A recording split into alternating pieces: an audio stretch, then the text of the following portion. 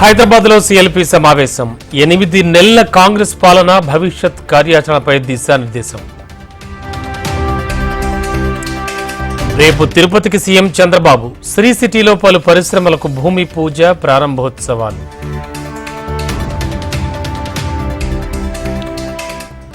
Prabhas Telugu cinema ఖ్యాతిని విశ్వవ్యాప్తం చేశారు. విజయానికి, నమ్మకానికి క్షత్రియులు మారుపేరన్న రేవంత్. త్వరలోనే రైతులందరికీ రుణమాఫీ, మరో 12,000 కోట్లు మంజూరు చేస్తామన్న పొంగులేటి. రుణమాఫీపై అసత్య ప్రచారాలు, ప్రతి ఒక్కరి ఖాతాల్లో డబ్బులు జమ చేస్తామన్న తుమ్మల. బీఆర్ఎస్ బీజేపీలో విలీనం కాబోతోంది. ఢిల్లీలో చర్చలు జరుగుతున్నాయన్న కోమటిరెడ్డి. పూర్తిస్థాయి రుణమాఫీ చేయకుంటే పోరాటమే, రాహుల్ గాంధీ, ఖర్గేకు కేటీఆర్ లేఖ.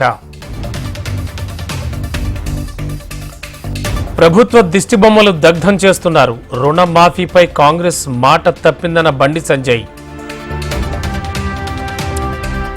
బంగ్లాదేశ్లో హిందువులపై దాడులను ఖండించిన రాజాసింగ్. నిరసనగా గోషామహల్లో భారీ ర్యాలీ. గత ప్రభుత్వ అవినీతి ఆనవాళ్లు మాయం చేస్తున్నారు. పోలవరం దస్త్రాల దహనం బాధ్యులపై కఠిన చర్యలన్న మంత్రి దుర్గేష్. పెన్షన్ల పెంపుతో సంక్షేమ పాలన మొదలు. జగన్ హయాంలో పరిశ్రమలు తరలి వెళ్లాయన్న మంత్రి నిమ్మల.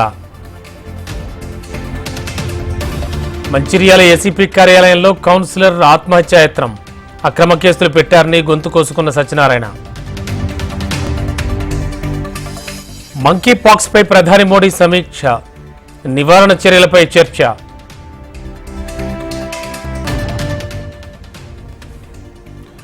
గుజరాత్లో 188 కుటుంబాలకు భారత పౌరసత్వం.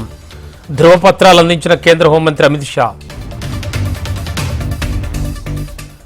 జమ్మూ కశ్మీర్లో ప్రజలు మార్పు కోరుకుంటున్నారు. రాబోయే ఎన్నికల్లో బీజేపీ గెలుపు ఖాయమన్న కిషన్ రెడ్డి. జేఎంఎంలో అవమానం జరిగింది. 3 మార్గాలున్నాయంటూ చంపా సోరెన్ లేఖ. అత్యాచారం ఘటనపై కోల్కతాలో భారీ ర్యాలీ. కేసును సుమోటోగా స్వీకరించిన సుప్రీంకోర్టు.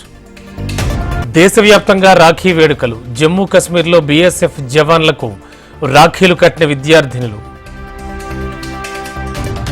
యూపీలో ఘోర రోడ్డు ప్రమాదం. వ్యాన్ బస్సు ఢీ, 10 మంది మృతి.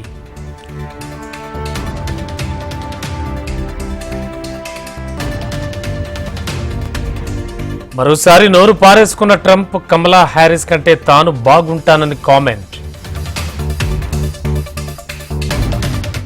రష్యాకు భారీ షాక్ ఇచ్చిన ఉక్రెయిన్. రష్యా భూభాగంలో ఉక్రెయిన్ మిలిటరీ బేస్ ఏర్పాటు.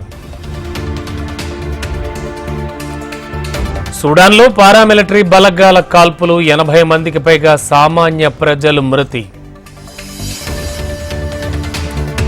శ్వాస తీసుకోవడంలో ఇబ్బంది, తీవ్ర జ్వరం. ఆసుపత్రిలో చేరిన నటుడు మోహన్ లాల్. సెప్టెంబర్ 1న బాలకృష్ణ గోల్డెన్ జూబ్లీ సెలబ్రేషన్స్. చిరంజీవిని ఆహ్వానించిన టీఎఫ్పీసీ, టీఎఫ్సీసీ, మా అసోసియేషన్.